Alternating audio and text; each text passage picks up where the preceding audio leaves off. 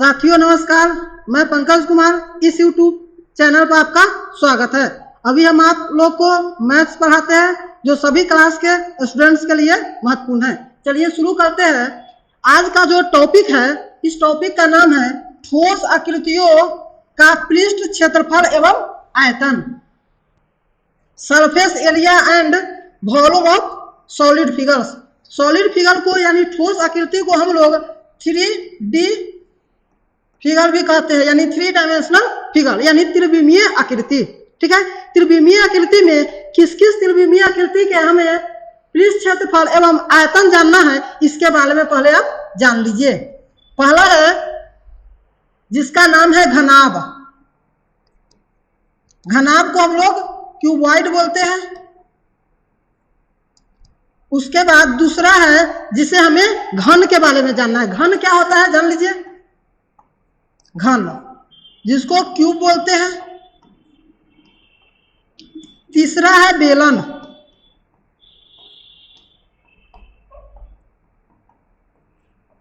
जिसको क्या कहेंगे सिलेंडर। ठीक है, चलिए चौथा में आ जाइए, शंकु। शंकु को कौन बोलेंगे। 5 नंबर में हमें पढ़ना है गोला। गोला के मतलब स्पेयर, यानी फुटबॉल जो हो गया स्पेयर की आकृति हो गया। 6 नंबर में हमें जानना है अर्ध गोला। अर्ध गोला यानी हेमी स्पेयर। ठीक है, उसके बाद 7 नंबर में, ठीक है, 7 नंबर में क्या जानना है। 7 नंबर में जानना है शंकु का छिन्नक। शंकु का छिन्नक यानी frustum of a cone. Frustum of a cone. ठोस आकृति में के आयतन और पृष्ठ क्षेत्रफल में हमें घनाभ के बारे में जानना है। क्यूबॉइड घन, और बेलन यानी सिलेंडर, उसके बाद कोन है, उसके बाद क्या है गोला है, उसके बाद अर्ध गोला है, उसके बाद अगला 7 नंबर में शंकु का छिन्नक है। इससे संबंधित हम एक एक फॉर्मूला आपको बताएंगे और इस पर आधारित जो जो क्वेश्चन उठता है वो हम बताएंगे। तो चलिए अभी हम शुरू करेंगे। इस वीडियो में केवल घनाभ के बारे में बताएंगे। ठीक है, इस वीडियो में आप लोग को घनाभ के बारे में, चलिए हम शुरू करते हैं।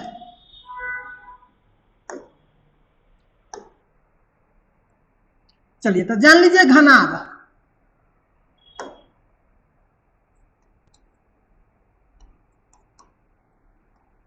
घनाभ, तो घनाभ का अगर एग्जाम्पल पूछा जाए तो जो हमारा बुक है, किताब, वो क्या है, ये घनाभ की आकृति है। या कोई रूम ले लेंगे, वो क्या है घनाभ है। ईंटा क्या है घनाभ है। और घनाभ का जो पृष्ठ होता है आयताकार होता है। पूछेगा घनाभ का पृष्ठ कैसा होता है, आयताकार होता है। तो पूछा जाता है घनाभ में कितने पार्श्व पृष्ठ होते हैं। घनाभ के कितने पार्श्व पृष्ठ, पार्श्व के जगह वक्र पृष्ठ भी लिख देगा। पृष्ठ होते हैं, पृष्ठ के जगह क्या लिख देता है सतह। तो पहले यह हम जान लेंगे। तो घनाभ के पूछेगा कितना पार्श्व पृष्ठ क्षेत्रफल है, तो घनाभ का 4 गो पार्श्व पृष्ठ क्षेत्रफल हो जाएगा। यही आएगा घनाभ का कुल पृष्ठ क्षेत्रफल। कुल पृष्ठ, तो घनाभ का कितने पृष्ठ पृष्ठ है या कितने सतह है पार्श्व। ठीक है, तो कितना हो जाएगा 4 हो जाएगा। अब पूछेगा घनाभ के कुल पृष्ठ कितने होते हैं। पृष्ठ मतलब सतह। पूछेगा घनाभ के कुल कितने सतह होते हैं, यानी सरफेस होता है। कुल पूछा जाएगा तो 6 हो जाएगा। जैसे में मान लेते हैं एक रूम ले लीजिए। इस रूम में 4 गो क्या होगा, दीवार होगा, नीचे वाला और ऊपर वाला मिलाकर कितने सतह हो जाएंगे, तो 6 सतह हो जाएंगे। पूछेगा कुल सतह या कुल पृष्ठ घनाभ में कितने होते हैं, तो 6 होगा। अब पूछा जाएगा घनाभ में किनारे कितने होते हैं। घनाभ में कितना किनारा होता है, तो 2 गो सतह जिस लाइन पर मिलता है उसे हम लोग क्या कहते हैं, किनारा कहते हैं। यानी एज, तो एज कितना होगा 12 हो जाएगा। घनाभ में एज कितना होगा 12। अब पूछा जाएगा घनाभ में कितने शीर्ष होते हैं। शीर्ष मतलब वर्टेक्स, तो घनाभ में 8 गो शीर्ष होगा। कितना शीर्ष होगा 8 गो। तीनों किनारा जिस लाइन पर मिलता है उसे क्या कहते हैं शीर्ष कहते हैं। घनाभ के जो लंबाई होगा उसे हम लोग किस चीज से डिनोट करेंगे?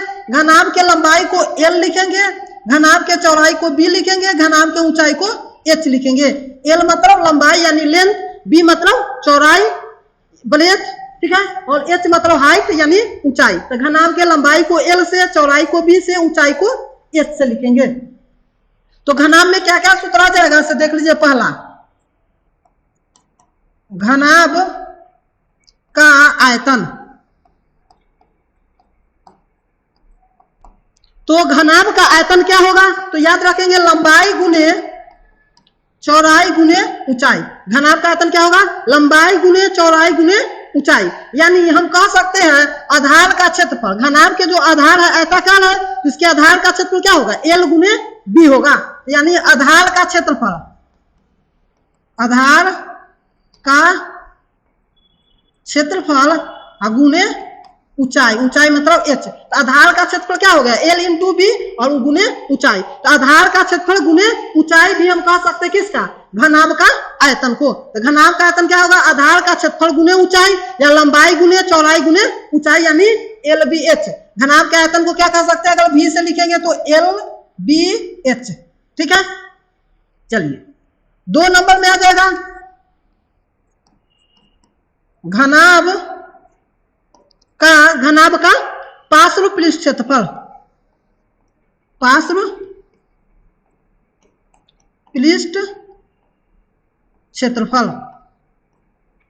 तो घनाभ का पार्श्व पृष्ठ क्षेत्रफल क्या होगा? पार्श्व मतलब उसके आधार और ऊपर वाला का छोड़कर चारों तरफ से जो घिरा हुआ है उस भाग का क्षेत्रफल। तो घनाभ के पार्श्व पृष्ठ क्षेत्रफल होगा 2 इंटू L प्लस B गुने H। तो घनाभ का पार्श्व पृष्ठ क्षेत्रफल क्या होगा? 2 इंटू L प्लस B गुने H। तो 2 into B L plus B क्या है? घनाभ के आधार का परिमाप है। तो आधार का परिमाप गुने ऊंचाई करेंगे तो इसका क्या निकल जाएगा? पार्श्व पृष्ठ क्षेत्रफल, जिसे कभी कभी वक्र पृष्ठ क्षेत्रफल भी बोलते हैं। तो घनाभ का पार्श्व पृष्ठ क्षेत्रफल क्या होगा? 2 into L plus B into H हो जाएगा। यानी आधार का परिमाप गुने ऊंचाई, ठीक है। 3 नंबर में चलते हैं। घनाभ का पूछा जाएगा कुल पृष्ठ क्षेत्रफल क्या होता है? तो घनाभ का कुल पृष्ठ क्षेत्रफल, तो घनाभ का, तो यानी घनाभ में कुल 6 गो पृष्ठ होता है। तो 6 पृष्ठ का क्षेत्रफल पूछेगा, 6 सतह का क्षेत्रफल पूछेगा, यानी कुल का। तो फॉर्मूला होगा 2 into LB plus BH plus HL। तो घनाभ का कुल पृष्ठ क्षेत्रफल क्या होगा? 2 into LB plus BH plus HL, यानी 2 इंटू लंबाई गुने चौड़ाई प्लस चौड़ाई गुने ऊंचाई प्लस ऊंचाई गुने लंबाई, ठीक है। चलिए 4 नंबर में आ जाएगा घनाभ का विकर्ण। तो घनाभ में पूछेगा एक रूम में सबसे लंबा जो छड़ अटेगा उसकी लंबाई क्या होगा? तो किसी भी रूम में सबसे लंबा जो छड़ अटेगा उस रूम के विकर्ण के बराबर लंबाई के छड़ अटेगा। तो यानी रूम भी क्या है? घनाभ है। और घनाभ का हम लोग विकर्ण निकाल देंगे तो उस रूम में सबसे लंबा जो छड़ अटेगा उसकी लंबाई निकाल सकते हैं। तो घनाभ का विकर्ण जान लीजिए, घनाभ का विकर्ण, विकर्ण मतलब डायगोनल। तो घनाभ का विकर्ण क्या होगा? Under root L² plus B² plus H²। तो घनाभ का विकर्ण क्या होगा? L² plus B² plus H²। चलिए 5 नंबर बता देते हैं। कोई भी रूम है वह क्या है? एक घनाभ है। तो किसी रूम के चारों दीवार का क्षेत्रफल पूछेगा, उसके मतलब घनाभ का पार्श्व पृष्ठ क्षेत्रफल। तो किसी कमरा के चारों दीवार का क्षेत्रफल, कमरा यानी रूम के, कमरा के चारों दीवार का क्षेत्रफल, किसी रूम के चारों दीवार का क्षेत्रफल पूछेगा तो यानी घनाभ का पार्श्व पृष्ठ क्षेत्रफल, यानी 2 into L plus B into H हो जाएगा। तो किसी भी रूम के चारों दीवार का क्षेत्रफल क्या होगा? 2 इंटू L प्लस B गुने H, यानी उस रूम के आधार का परिमाप गुने ऊंचाई। यानी घनाभ के पार्श्व पृष्ठ क्षेत्रफल और किसी रूम के चारों दीवार का क्षेत्रफल दोनों का मतलब क्या होता है? सेम होता है।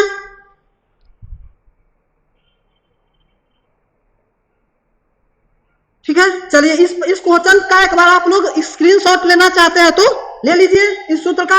इस पर आधारित हम कुछ क्वेश्चन आप लोग को बता रहे हैं। ठीक है, चलिए इसको इरेज करते हैं। चलिए क्वेश्चन देख लीजिए। मान लेते हैं यहां लिखा हुआ होगा किसी घनाभ की लंबाई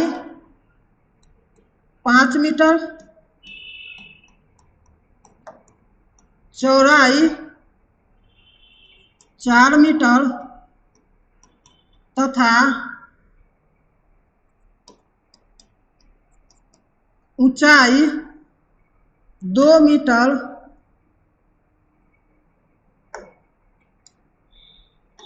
लिखा हुआ है। किसी घनाभ की लंबाई 5 मीटर, चौड़ाई 4 मीटर तथा ऊंचाई 2 मीटर हो तो ए नंबर में कहेगा इसका आयतन निकाले।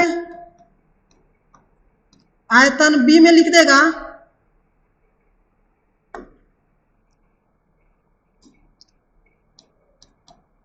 पार्श्व पृष्ठ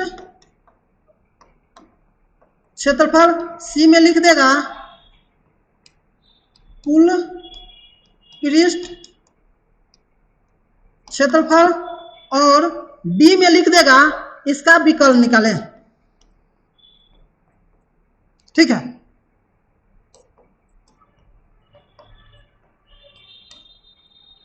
तो आप लोग एक बार कोशिश कीजिए। किसी घनाभ की लंबाई 5 मीटर, चौड़ाई 4 मीटर एवं ऊंचाई 2 मीटर दिया हुआ है, तो हम इसका आयतन कैसे निकालेंगे, पार्श्व पृष्ठ क्षेत्रफल कैसे निकालेंगे, कुल पृष्ठ क्षेत्रफल कैसे निकालेंगे, विकर्ण कैसे निकालेंगे, एक बार कोशिश कर लीजिए। चलिए हम लिख लेते हैं यहां से बनाएंगे कैसे। हम लोग जानते हैं घनाभ के जो क्या होगा लंबाई होगा उसे हम एल लिखेंगे। तो एल कितना दिया है 5 मीटर, तो 5 मीटर लिख लेंगे। घनाभ का जो चौड़ाई है उसे क्या लिखेंगे B, B equal to whole metre, और ऊंचाई को एच लिखेंगे। एच इजकल टू कितना है 2 मीटर, तो 2 मीटर लिख लिए। तो लंबाई मालूम है एल, बी मालूम है चौड़ाई, और ऊंचाई भी हमें मालूम है, वो सब हम लिख लिए। B equal to 4 metre.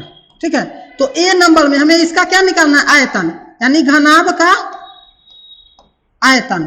तो हम लोग जानते हैं घनाभ का आयतन क्या होता है L into B into H, यानी एल बी एच। तो एल के मान कितना है 5, बी के मान 4 और एच के मान कितना है 2, तो 2 लिख लेंगे। आयतन हमेशा क्यूब में होता है, मीटर क्यूब या सेंटीमीटर क्यूब लिख लीजिए। उसको गुना कर देंगे, 5 चौका 20, 20 दूना 40 मीटर क्यूब हो जाएगा। ठीक है, बी नंबर में आ जाइए। और 2 नंबर में पार्श्व पृष्ठ क्षेत्रफल, तो घनाभ का पार्श्व पृष्ठ क्षेत्रफल। तो घनाभ का पार्श्व पृष्ठ क्षेत्रफल के लिए हम लोग क्या फॉर्मूला जानते हैं 2 into L plus B into H, यानी 2 इंटू एल के मान कितना है 5 है और बी के मान कितना है 4 है, तो 5 प्लस 4 इंटू एच, एच के मान कितना है 2 है, तो 2 लिख लेंगे। तो यानी 2 इंटू ये हो जाएगा मीटर स्क्वायर, एरिया है तो 5 4 ऐड कर देंगे तो 9 हो जाएगा, गुने 2 हो जाएगा मीटर स्क्वायर। तो 9 दूना 18, 18 दूना 36 मीटर स्क्वायर घनाभ का क्या हो जाएगा पार्श्व पृष्ठ क्षेत्रफल हो जाएगा। चलिए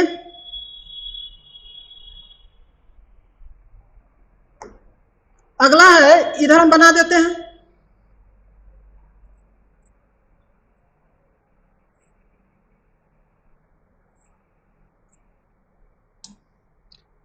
उसके बाद निकालना था घनाभ का कुल पृष्ठ क्षेत्रफल। ठीक है, तो आ जाइए सी नंबर में, कुल पृष्ठ क्षेत्रफल। तो घनाभ का कुल पृष्ठ क्षेत्रफल क्या होगा 2 into L B plus B H plus H L हो गया। यहाँ 2 इंटू एल के मान कितना है 5 है, तो 5 इंटू बी के मान 4 है, तो 4 प्लस बी के मान 4 है और एच के मान कितना है 2 है, तो 2 प्लस 2 इंटू एच के मान 2 है और एल के मान 5 है, तो 5 मीटर स्क्वायर लिख दिए। चलिए इसी को सॉल्व करेंगे, आंसर आ जाएगा। 5 को 4 से गुना करेंगे, 5 चौका 20, 4 को 2 से गुना करेंगे, 4 2 जा 8, 2 5 जा 10 मीटर स्क्वायर। सबको ऐड कर देंगे, 2 इंटू 10 में 20 में 10 ऐड करेंगे 30, 30 में 8 ऐड करेंगे 38 मीटर स्क्वायर। इसी को मल्टीप्लाई करेंगे 76 मीटर स्क्वायर हो जाएगा। ठीक है, चलिए डी नंबर में क्या है, इसका विकर्ण निकालना था, घनाभ का विकर्ण। ठीक है, तो घनाभ का विकर्ण का फॉर्मूला क्या होता है, लोग जानते हैं, under root L square plus B square plus H square. लिख लीजिए। उसके बाद क्या करेंगे, एल का वैल्यू दिया हुआ है, कितना है 5 है तो 5 का स्क्वायर, बी का वैल्यू 4 है तो 4 का स्क्वायर, और एच का वैल्यू कितना है 2 है, 2 का स्क्वायर। सबका स्क्वायर कर देंगे, 5 का स्क्वायर कितना हो जाएगा 25, 4 का स्क्वायर कितना हो जाएगा 16, 2 का स्क्वायर कितना हो जाएगा 4। तो 16 में हम 4 ऐड कर देंगे 20, 20 में 25 ऐड करेंगे तो अंडर रूट 45, 45 को क्या लिख लेंगे 3 अंडर रूट 5 मीटर स्क्वायर। तो घनाभ का विकर्ण हो जाएगा 3 रूट अंडर 5 मीटर स्क्वायर, यानी कि इसमें 45 आया हुआ था, अंडर रूट 45। ठीक है, तो 45 को हम लोग क्या किए, 45 को हम लोग लिख सकते हैं 3 इंटू 3 इंटू 5, 3 3 जा 9, 9 5 जा 45। अब इसमें अंडर के रूट में 2 3 है तो 1 3 क्या हो जाएगा, बाहर निकल जाएगा, और रूट के अंदर क्या बच जाएगा 5 बच जाएगा। यही क्या हो जाएगा, घनाभ का विकर्ण हो जाएगा। ठीक है दोस्तों, धन्यवाद। चैनल को सब्सक्राइब, लाइक और शेयर कीजिए।